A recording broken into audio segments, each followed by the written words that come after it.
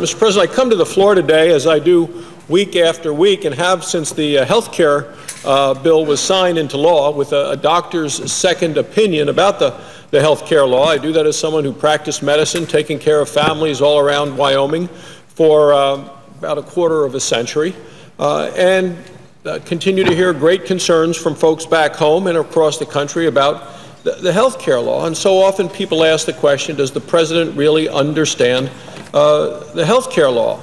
Well, Mr. President, last week, President Obama, I think, really shocked a lot of Americans. When he made a statement, he was not on the teleprompter, he was off script.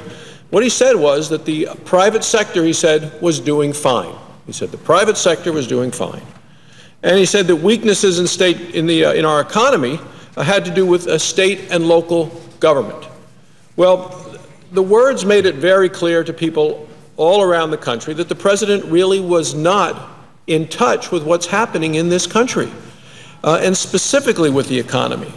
But then on Monday, President Obama said something else, and it was about the health care law, that made it once again look as though he really doesn't understand what's happening all across America. During an interview the president was doing with a local news reporter from Sioux City, Iowa, the president actually was surprised to learn that his health care law is hurting small businesses, certainly hurting small businesses all across the country. He was surprised to learn of that. While the news doesn't come as a shock to most Americans, it definitely caught President Obama off guard. Here's what happened. The Iowa reporter told the president that one business in Iowa needed to close shop, move their jobs back to Wisconsin because of the president's health care law.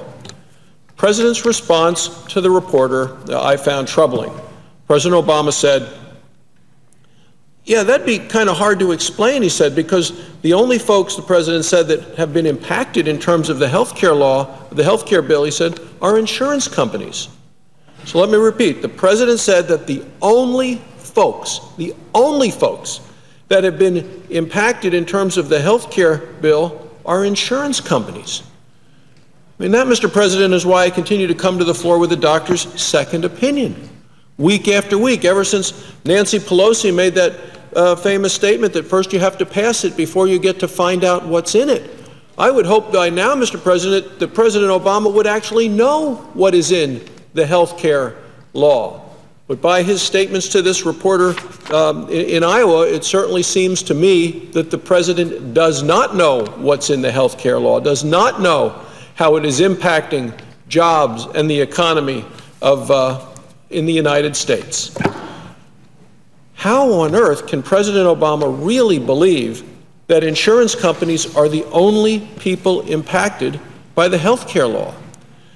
Small businesses all across the country are being slammed by the law's expensive mandates, the mandates that people have to have a government-approved insurance, often much more expensive than what they've had before, that the insurance premiums that he promised would drop by $2,500 per family have actually gone up higher and faster than if the law had never been passed in the first place. The president who said, if you like what you have, you can keep it. Now we know millions and millions of Americans who had insurance that they liked aren't able to keep it. The fact that colleges, as I talked about last week, colleges across the country are dropping their insurance plans for students because under the president's law, those insurance plans were going to go up anywhere from 4 to 10 times more expensive as a result of the mandates that those students buy government-approved levels of insurance, which was a lot more insurance than the students needed, wanted, or could afford. So the colleges are saying, we just can't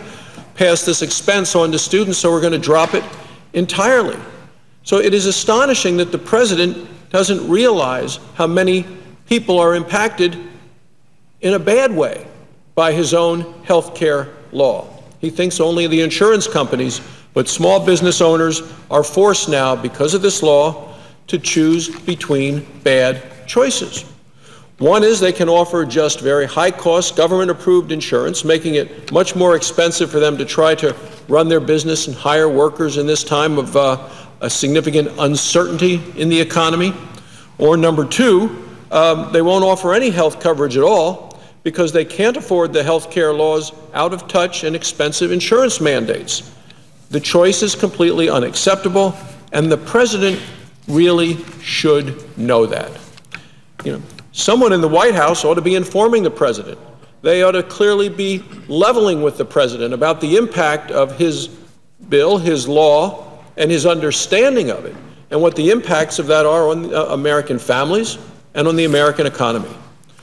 Mr. President, the private sector is not doing fine, and this health care law negatively impacts people across the country, including many, many small business owners. The president also deserves to know from his advisors that his health care law is having a significant impact on American seniors. Earlier this week, Senator Coburn and I joined the rest of the Republican health care providers in Congress, in the House, in the Senate, and we released a doctor's note on Medicare. This new report details how the president's health care law specifically makes it harder for America's seniors to get the care they need from a doctor that they choose at a lower price. Now I'd like to walk through this report. There is a section called 10 Facts Seniors Need to Know About Medicare's Future. And I'll just focus on 5 of those. Number 1, to control Medicare spending, instead of trusting seniors, the president empowered 15 unelected bureaucrats. That's right, the president set up something called the Independent Payment Advisory Board, people who will be politically appointed, not elected by the voters, unelected bureaucrats, and they will be the ones in charge of deciding and controlling Medicare spending. Here's another. Doctors overwhelmingly believe that the Independent Payment Advisory Board will hurt seniors' access to care. This is under the facts that seniors need to know about Medicare's future as a result of the president's health care law. In a recent survey, 80% of doctors said that this Independent Payment Advisory Board, the one that the president likes and put in his health care law, it will cut reimbursement rates to doctors, which will harm seniors' access to care. 80% of doctors are saying this. Now, let's go to a third. Without congressional action, Medicare reimbursement rates will drop about 30% at the end of the year, which would harm seniors' access to care. That's the law as it stands now. If the law isn't changed, that cut will automatically go into place, and it's going to be that much harder for seniors to get doctors. Seniors are very concerned right now about being able to find a doctor. If their doctor retires, they have a hard time finding a new doctor. If that senior moves locations, they have a hard time finding a doctor in that location to take care of them. This has been an increasing problem made worse, Mr. President, by the president's health care law. And I think that the President of the United States deserves to hear that and to know that and to realize the impact that his law has had on people way beyond, as he says, just insurance companies. The President also needs to know, because seniors know, that the president's health care law took $530 billion from Medicare, not to save Medicare, not to strengthen Medicare, but to spend on other programs not for seniors. The health care law cut more than $500 billion from the Medicare program to fund new government programs. Seniors realize this, and it is time that the President of the United States understood the impact of the decisions that he made when he signed into law his health care law. And then many seniors on Medicare Advantage will lose their plan. More than 1 in 4 seniors are currently on Medicare Advantage. It is a choice they make.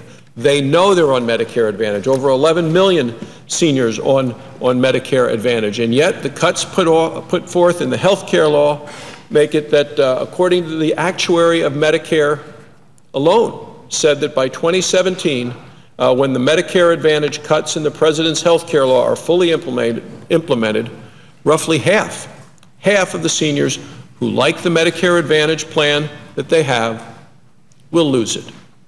Well, the President said if you like what you have, you can keep it, but perhaps he should have realized that the law that he signed caused him to break a number of the promises that he made to the American people, and that is another one of those broken promises. So the President promises if you like what you have, you can keep it. We find out that many more people are not able to keep what they have. The President said his plan would lower insurance costs by $2,500 per family. We see insurance rates have gone up and are going up faster than if the law had never been passed in the first place. So the reality is, from the time that I've given my second opinion last week to now, the President needs to realize that the private sector is not fine, and that the President's health care law hurts small businesses, hurts seniors, and hurts patients all across this country. If the President wants to do something to help the private sector, then he should work with Congress to repeal his health care law and to replace it with better reforms that actually would be better for patients and providers and taxpayers. This health care law, as I see it, it's bad for patients, it's bad for providers, the nurses and the doctors who take care of those patients, and it's terrible for the American taxpayers. What we need is health care reform that actually provides for people the care that they need from a doctor that they choose at a lower cost. Thank you, Mr. President. I yield the floor.